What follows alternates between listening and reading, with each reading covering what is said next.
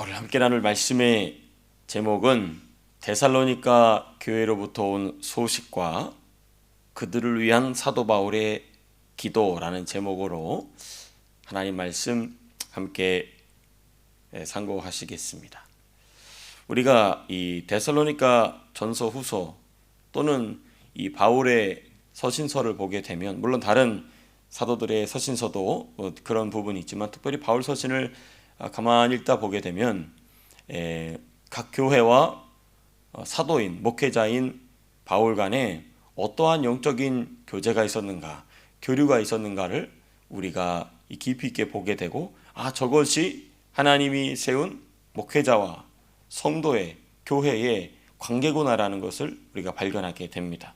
그런 점에 있어서 오늘 본문도 그러한 목회적 관계가, 영적인 관계가, 신앙적 관계가 어떻게 형성되어야 되는지를 우리가 배울 수 있게 됩니다. 우리 한 구절씩 우리가 살펴보겠습니다. 먼저 우리 1절에서부터 8절까지 내용 보시겠습니다. 1절에서부터 8절. 1절에서부터 8절까지는 무슨 내용이냐면 디모데의 보고입니다. 무엇에 대한 보고냐면 바로 데살로니가 교회에 대한 디모데의 보고입니다.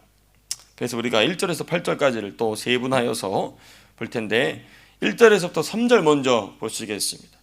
거기 보시면 디모데를 보내어 데살로니가 교회의 영적 상태를 확인하고 진단하고자 한 사도 바울의 모습이 기록되어 있어요.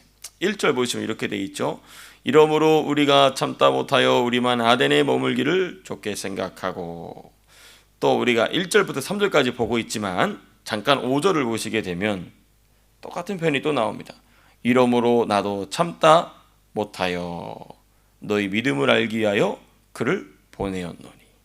1절, 2절 이렇게 되어 있죠. 이러므로 우리가 참다 못하여 우리만 아덴에 머물기를 좋게 생각하고, 우리 형제, 2절, 우리 형제 곧 그리스도의 복음을 전하는 하나님의 일꾼인 디모데를 보내노니. 그렇습니다. 사도 바울이 두 번이나 반복하여 사용할 정도로 같은 표현을 반복해 사용했어요. 이래 참다 못하여 우리가 디모데를 너에게 보낸다. 그랬습니다. 그렇게 이 두 번이나 같은 표현을 사용할 정도로 사도 바울은 데살로니가 교회가 직면하고 있는 상황이 몹시 어려웠다는 것을 우리는 여기서 짐작하게 됩니다. 그렇죠? 그냥 상황이 그렇게 어렵지 않으면 사도 바울이 막 이렇게 염려하면서까지 디모데를 보낼 필요가 없거든요. 그렇죠? 그런데 지금 두 번이나 같은 표현, 또 강한 표현을 사용하면서까지 디모데를 보냈다라고 얘기하는 걸 보니까 데살로니가 교회 성도들이 마주하고 있었던 현실은 상당히 심각했던 것이 분명해 보입니다. 주목할 점은 디모데가 사도 바울의 뜻에 조금도 망설이지 아니하고 뭐 했다는 겁니까? 순종했다는 거예요. 데살로니가 교회가 이 굉장한 환란의 직면에 있었다는 것은 거기 찾아간다는 것 자체가 목숨을, 생명을 담보로 하지 않으면 갈 수 없는 길을 가겠다고 자원한 것입니다. 참 멋지지 않습니까? 예. 환란 중에 있는 교회를 찾아간다는 것은 보통 결심으로 할 수 있는 일이 아니죠. 하지만 3절에 기록된 것과 같이 하나님이 자신을, 사도 바울을 부르신 목적이 무엇인지를 온전히 디모데가 공유했다는 것을 보게 됩니다. 3절, 아무도 이 여러 환난 중에 흔들리지 않게 하람이라 우리가 이것을 위하여 세움받은 줄을 너희가 친히 알리라. 그러니까 여기서 말하는 우리라는 것 자체는 뭐냐면 내가라고만 말하지 아니하고 우리라고 말하고 있는 것은 사도 바울의 각오를, 사도 바울의 일행들도 똑같이 공유하고 있었다는 것입니다. 그 중에 대표자가 누구였느냐? 오늘 순종한 디모데도 그러했다는 것입니다. 그랬기 때문에 그 당시에 교회가 이렇게 살아남을 수 있었던 것이고, 살아남은 정도가 아니라 넘치는 생명을 후대에게 계승할 수 있었던 것이죠. 그렇습니다. 우리가 이것을 위하여 세움받은 줄을 우리 형제 곧 그리스도의 복음을 전하는 일꾼인 디모데도 공유하고 있었다는 것입니다. 자, 그 다음 이제 우리가 4절 5절로 넘어가게 되면요, 1절에서부터 3절까지 우리가 읽으면서 짐작했던 부분, 곧 이 데살로니가 교회가 직면하고 있던 환난, 고난, 큰 어려움에 대하여서 사도 바울이 이미 예언했었다는 점이 4절 5절에 나옵니다. 데살로니가 교회가 당하고 있는 환난은 사도 바울이 이미 예언한 일이었다는 것이 4절 5절에 기록되어 있습니다. 4절에 이렇게 되어 있죠. 우리가 너희와 함께 있을 때에 장차 받을 환난을 너희에게 미리 말하였는데. 그러니까 우리가 어느 시점에 큰 환난이 오겠다 그렇게 그냥 뭉뚱그려 얘기한 게 아니고, 이 사도 바울이 데살로니가 교회 성도들과 함께 있을 때 기도하다 보니 바울은 다음 사역지로 이동하게 되고 나면 그 이후에 큰 환난이 데살로니가 교회에게 찾아올 것을 예언했다는 것입니다. 비록 사도 바울이 깊은 영감으로 예언한 일이었지만 그 환난이 극심한 것도 있었고, 무엇보다도 5절에서 말하는 것 같이 사도 바울과 그 일행의 수고가 헛되게 될 것을 염려하게 됐다는 것이 4절 5절에 나오게 됩니다. 4절에 얘기한 것처럼 사도 바울이 미리 고난이 찾아올 것을 예언했지만은 그 고난의 크기가 굉장히 컸었고, 또 우리 5절 마지막에 보니까 바울이 정말 이 염려하는 이유, 데살로니가 교회 성도들이 잘하고 있을까라고 걱정하고 있는 이유가 5절 후반절에 나옵니다. 이는 혹 시험하는 자가 너희를 시험하여, 마지막 분 참 중요합니다, 우리 수고를 헛되게 할까 함이니. 사도 바울의 걱정이 이거였던 것입니다. 5절에서 말하는 것처럼 사도 바울과 그 일행의 수고가 헛되게 될 것을 염려했다는 것입니다. 무엇 때문에? 환난 때문에. 그 환난도 어쩌다가 찾아온 게 아니라 사도 바울이 예언한 것이지만 아마 그 환난이 극심했던 것 같아요. 정말 극심했던 것 같습니다. 여러분, 이것이 바로 하나님이 맡기신 영혼을 향한 진짜 참된 목회자의 마음입니다. 그리고 또 거룩한 책임을 지고 있는 성도의 마음인 줄로 믿습니다. 너무너무 중요해요. 여러분, 어떤 성도는요, 어떤 상황이나 어떤 사람을 만날지라도 별로 걱정이 되지 않는 경우가 있어요. 우리 교회 성도님들은 다 그렇습니다. 교인 수가 워낙에 많다 보니까 그렇습니다. 그런데 어떤 성도는 어떤 작은 상황이나 어떤 병든 사람과 조금이라도 가까워지게 되는 모습을 보게 되면 가슴이 졸여. 우리 부모님, 목사님, 사모님 항상 그러신다는 거예요. 이제 막 잘 자라고 있는데 교회 안에서 병든 사람하고 뭔가 이렇게 재미있게 얘기하는 모습만 보더라도 가슴이 철렁한다는 거예요. 왜? 같이 병들까 봐. 간신히 키워놨는데 저 병든 사람하고 저 사람하고 붙어 있으면 안 되는데. 이게 바울의 마음인 겁니다. 이게 목회자의 마음이고, 그리고 목회자뿐만 아니라 어떤 한 사람을 향한 영적인 책임감을 가지고 있는 성도라면 다 가지고 있는 마음인 것이죠. 이러한 마음을 갖게 되시기를 축복합니다. 내가 누구를 만나는 게 뭐가 문제라고? 그러면 영락없이. 바울은 지금 그거 걱정하고 있는 것입니다.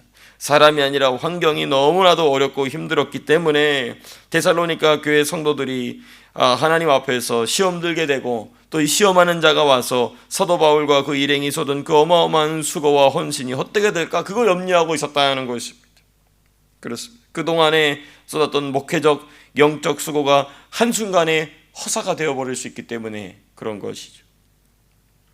그렇습니다.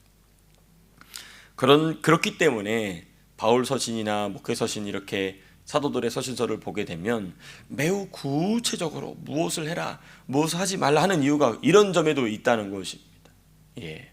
병들까봐, 그동안 쏟아놨던 목회적 영적인 수고가 허사가 될까봐 염려하고 걱정한다는 것입니다. 그렇습니다. 그리고 이제 세 번째입니다. 우리 1절에서부터 8절까지 보고 있는데요, 그 중에 우리가 이제 세 번째입니다. 6절에서부터 8절.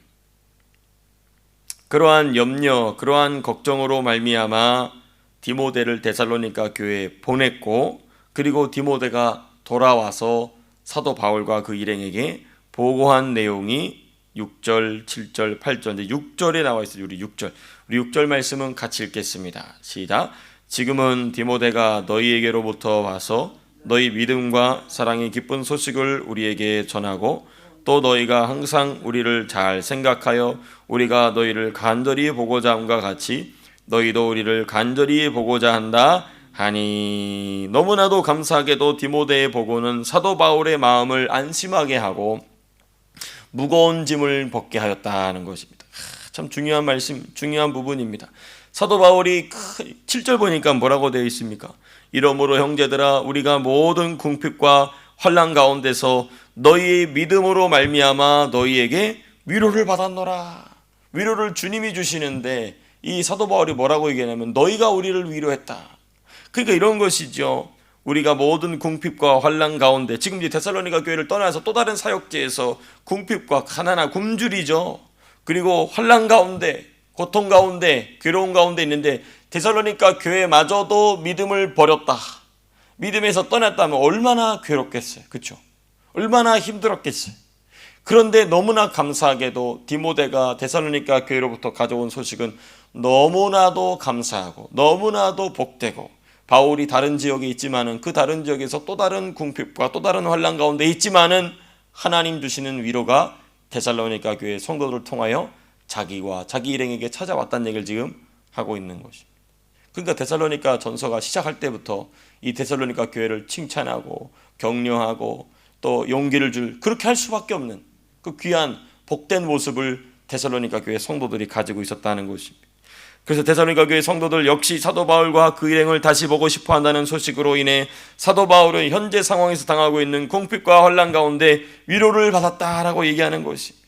여러분, 이 사도 바울과 데살로니가 교회 사이에 있는 주 안에서의 사랑과 간절함은 현대를 살아가는, 오늘 이 시대를 살아가는 저와 여러분들에게 신앙과 신앙적으로, 영적으로, 목회적으로 큰 도전이 아닐 수 없다는 것입니다. 너무너무 귀한 모습이죠. 그렇습니다. 자, 그리고 이제 우리가 본문의 두 번째 부분인 9절에서부터 13절까지 말씀으로 넘어가겠습니다. 또다시 바울이 이야기하는 바가 무엇인가? 데살로니가 교회 성도들을 직접 만날 것을 기대함과, 그리고 또 그들을 위한 사도 바울의 기도 내용이 9절에서부터 13절까지 나옵니다. 먼저 우리 9절에서부터 10절 보시게 되면 사도 바울이 데살로니가 교회 성도들을 다시 직접 만나고자 하는 내용이 기록되어 있습니다. 이번엔 구체적으로 이 데살로니가 교회 성도들을 만나고자 하는 이유를 구체적으로 언급합니다. 10절 주야로 심히 간구함은 너희 얼굴을 보고 너희 믿음이 부족한 것을 보충하게 하려 함이다. 사도 바울은 데살로니가 교회 성도들의 부족한 부분을 보충하기 위하여 직접 만나고자 했고, 직접 만나기 전에 데살로니가 전서와 후서 이 서신서를 통해 본인이 직접 이들을 만나 전하고자 하는 진리의 핵심 요점을 담고 있는 게 바로 이 서신서입니다. 그 내용이 이제 구체적인 내용이 4장에 잠깐 나오죠. 그게 무엇입니까? 예수님이 재림하실 때에 일어날 일들, 특별히 부활에 관한 교훈을 전해주고자 했다는 것입니다. 그게 지금 이 9절을 보게 되면 이 10절에서 말하고자 하는 내용에 대한 사도 바울의 이 마음의 태도, 마음의 어떤 뭐라고 해야 될까요? 준비 자세라고 해야 될까요? 이 동인이라고 해야 될까요? 9절에 나옵니다. 우리가 우리 하나님 앞에서 너희로 말미암아 모든 기쁨으로 기뻐하니 너희를 위하여 등이 어떠한 감사로 하나님께 보답할까 하면서 바울이 자기 심령 속에 있는 가장 깊은 진리를 꺼내주고 싶은 것입니다. 고린도 교회에다가는 이런 얘기하면 알아듣지도 못하니까 말하지도 못하고, 데살로니가 교회에다가는 내가 무엇이든지 내가 가지고 있는 가장 좋은 것으로 이 데살로니가 교회 성도들을 직접 채워주고 싶은 거예요. 근데 그게 뭐냐? 바로 주 예수님의 재림 때 일어날 일이라는 것입니다. 누구에게도 쉽게 오픈할 수 없는 주 예수님이 재림하실 때 일어날 일에 대한 진리의 가장 중요한 거잖아요. 그렇죠? 진리가 예수님 믿고 천당 간다, 그것도 있지만 제일 중요한 그 중에 중요한 게 뭐예요? 다시 오실 예수님. 그리고 예수님이 다시 오실 때 부활하신 예수님처럼 성도도 부활하게 된다는 그 사실, 그 부활의 순서까지 나오지 않습니까? 그죠? 예.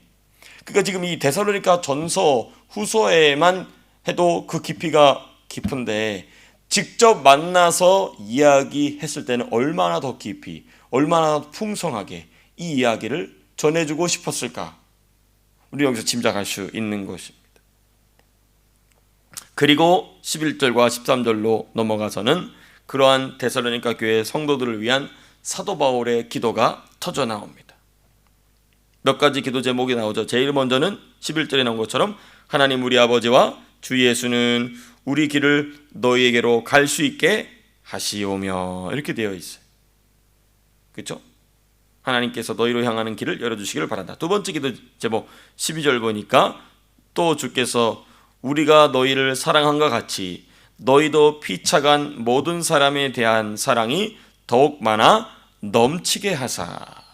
데살로니가 교회 성도들이 서로 간의 사랑이 사도 바울과 그 일행이 데살로니가 교회 성도들을 사랑함과 같이 깊어지고 넘치게 되기를 바란다. 사랑이 넘치게 되기를 바란다. 그 다음에 세 번째 기도 제목이 13절에 나오죠. 너희 마음을 굳건하게 하시고 우리 주 예수께서 그의 모든 성도와 함께 강림하실 때에 하나님 우리 아버지 앞에서 거룩함에 흠이 없게 하시기를 원하노라.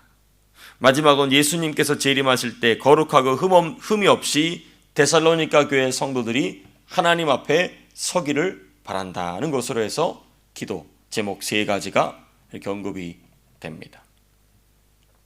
우리가 집중해야 될 것은 두 번째와 세 번째야 되겠죠. 그렇죠?